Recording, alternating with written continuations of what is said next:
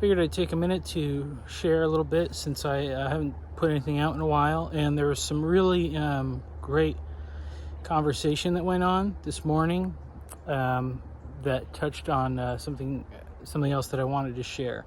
So there, Luke did a live stream, and he had some really good stuff in his monologue, and then the chat time kind of got consumed by T-Grog coming on, and then Nate kind of spoke up and shared something about T-Grog being on the autism spectrum, which I don't know if I had heard him say that. I know that I had shared, I think it was the first time I shared my realization that I was on the spectrum while I was in a conversation with T-Grog and Jeremy Firth.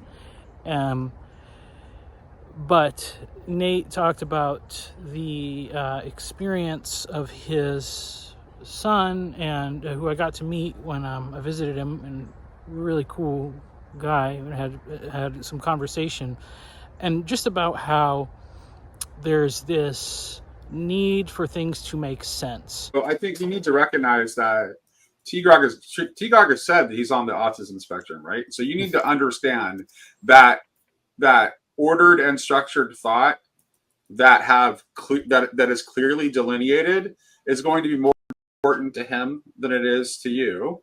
Right. And you're actually in not at least trying to meet him where he is, you're not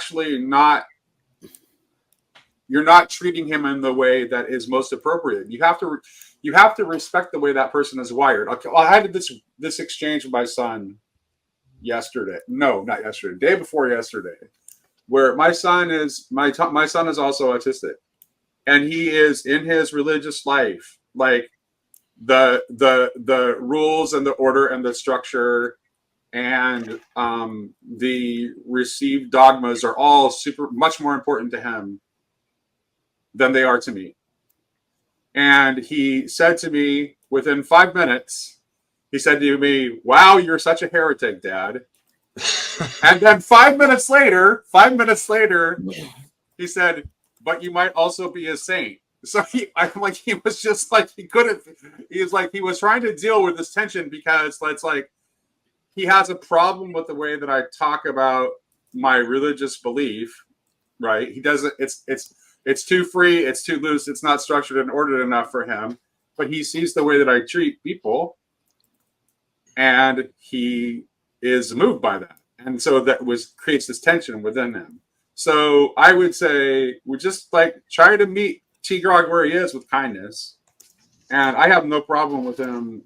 That's the if he's allowed to express his doubts and to say, "Hey, this doesn't add up for me. Make me see it." And it's not and I'm not suggesting that and I'm not even suggesting that you should try to convert him. I'm just suggesting that you have the patience to hear him where he is and try to empathize with where he's standing. That's it. Yeah. T-Grog, obviously complains about people not making a lot of sense. But what was really interesting was how T-Grog's response has been to basically regurgitate just things that Christians say, and say these things don't make sense. You just say these things, you're not doing them. And at the end of the day, what he said the problem is that Christians don't act any better than anyone else, and so that's why it's not true. And it was really interesting because I just released, there's a podcast that just came out. It's called Christianity on the Spectrum, and this guy named John, who's Anglican, but he did this massive research for 9 years trying to figure out why people who are on the autism spectrum by and large reject Christianity or faith in general, and why they kind of cling to atheism, rationalism. The new atheism really a popular expression of that. And I think that Luke really highlighted the answer why, the reason why, in that when you just are expected to repeat confessional statements as the answers to a set of questions without ever being able to creatively explore what they mean, then what you have is a whole bunch of people saying the same thing who do all understand it in extremely different ways, and many of them not really understanding what they mean at all. And creativity is by its very nature opposed to idolatry, and therein lies its great significance. Because this is what creatives, people that are actually creative, can't be idolatrous because they're not regurgitating the mammonistic phrases that they've inherited. They're being creative with it. They are not being plagiarists. This is why when you do education and they say, what does this mean in your own words? Why? Because they want you to be creative. They don't want you to just repeat rote phrases because you don't understand them if you just repeat rote phrases. This is my beef with confessionalism. You can have all the right words and be wrong. You can be right and be wrong, or be wrong and be right. The only way that someone can deduce what is meant is by examining how they live. And people do that poorly. And I think the great strength of Christianity is that it does allow us to be honest about our failures. It has in it a mechanism of confession and repentance that means we don't have to do all the things perfectly that God commands us to, because we're incapable of that. We just need to recognize that we're incapable of it. But for me personally, so much of what goes on in this corner is the fact that we are able to creatively work through these understandings for ourselves. And that is so important. It doesn't always mean that somebody else will be able to understand it, or that you can explain it in a way that immediately makes sense to somebody else. But it's going through that process of putting it into your own words and that wrestling with it and being allowed to be technically wrong on some of the issues is an extremely important part of that. And so I think that the first step towards being creative is having the creative opportunity to ask questions about what things mean. And unfortunately, that is what a lot of people are denied. And it's something that particularly affects autistic people. But in a sense, the world is becoming more autistic in that we are all saying things that we don't know what they mean, and we're acting as if they mean very different things, and it's just making the world much more confusing. And so really shows why this medium is such a valuable thing. These abilities to have conversations are so valuable. I was actually even thinking about in the context of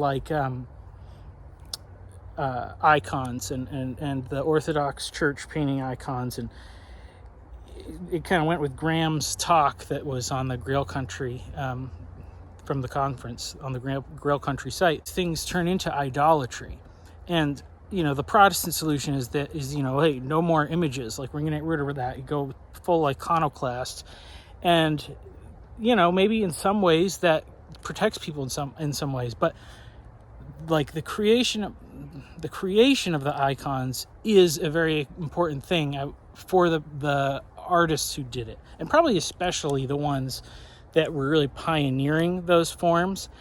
And then when things get into this system of rules about how you must do it, then it loses some of the value.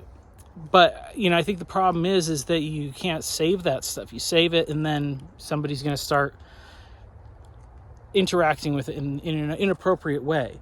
But God allows us to do that, even to be inappropriate in our way that we maybe do practice idolatry with these things, because the value is so high for the person that was creating it.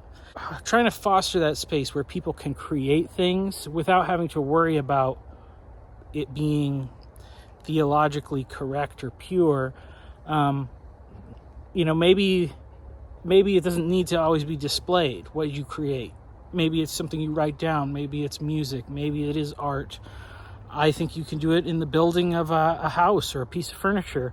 But then once you go through that creative process, then you understand. And of course, life in general is that way. Becoming a husband, becoming a father, you understand those things so much more when you go through it. But our culture and society is just getting more and more uncomfortable with allowing people the freedom or the opportunity to be creative in those ways. So I'm going to share a little clip from this podcast so you can get a taste of what they have. The guy's done an incredible amount of research, and I'm looking forward to hearing the rest of what comes of it. But everybody should check it out, subscribe, because he's only got 20-something subscribers right now. And it's going to be on all the other platforms as well. But check it out, and they have a Discord he's set up, and he's open to interviewing people. I'm setting up something hopefully soon to have a conversation, but check it out. So thank you for listening. I was in military college at the time, and in Canada, the military college is really close to a civilian university called Queen's, and Queen's was putting on a college campus thing, like event for Christians, and I went to it, and there was this woman speaking, and she talked about heart knowledge versus head knowledge. Head knowledge being bad and heart knowledge being good, and how we needed to shift from head knowledge to heart knowledge. And it was really funny because what she did is she brought up this slide.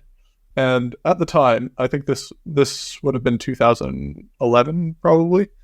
The date's relevant. She brought up this slide of left brain and right brain, left brain Christianity and right brain Christianity. And it was really funny because she said the left brain is the head knowledge, the right brain is the heart knowledge. And first of all, the left brain right brain thing is mostly junk pseudoscience and doesn't actually apply to your actual hemispheres of your brain. But it was really funny because she listed a whole bunch of traits for what was left brainness and a whole bunch of traits for what was right brainness.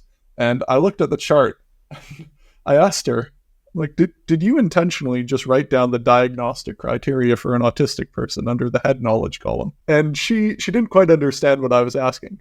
And I basically pointed out that throughout her entire presentation, what she had been doing is she had been describing her Christian faith and the Christian faith she had come to know as the right way and the good way to do Christianity. And then on this kind of left-hand side, she described the bad way of doing Christianity. And it just so happened that the bad way of doing Christianity was just describing how autistic people often do Christianity. And I wanted to bring this up because, this is, I think, the dominant theme of at least the first half of this podcast, because I don't think this woman was, I don't think this woman hated autistic people or was, trying to get a shot in at the disabled community or something like that. I think she was just ignorant. I think she just didn't understand what she was talking about and didn't think about autistic people when she was making this presentation. And she had thought she'd stumbled onto a whole new idea or the good way of doing things. And in so doing, she accidentally basically wrote off autistic Christians as not having a useful, valid, or valuable faith. And that happens a lot. It happens an enormous amount in Christianity. And yeah, I want to talk about that. I want to talk about why that happens, how it happens, the effects it has on autistic people.